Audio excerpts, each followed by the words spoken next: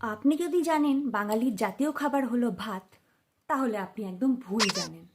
কারণ বাঙালির জাতীয় খাবার হচ্ছে মুড়ি। কেন বলুন তো?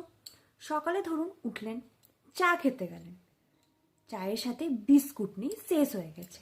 আপনাকে মা বলবে একটু মুড়ি খেয়ে নে। শুকনো মুড়ি দিয়ে চা খেতে বেশ ভালো লাগে। হলো। ব্রেকফাস্টে কি মেনু আছে? ঘুগনি দিয়ে মুড়ি, তাও হলো। দুপুরে লাঞ্চে ধরুন ভাত একটু শর্ট হয়ে গেছে, কোনো ব্যাপার না, একটু মুড়ি দিয়ে অ্যাডজাস্ট হয়ে যাবে। সন্ধ্যের সময় আপনার খিদে পেয়েছে, কি খাবেন?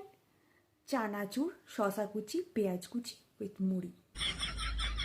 ভালো কথা। রাত্রে ডিনারে ধরুন আছে মাংসের ঝোল, রুটি। এবারে রুটি খাওয়ার পর মাংসের ঝোলটা একটু বেঁচে গেছে, সেই মাংসের ঝোল দিয়ে কি খাওয়া যায় না, মুড়ি। আবার মুড়ি আপনার কিন্তু ওষুধেরও কাজ করবে।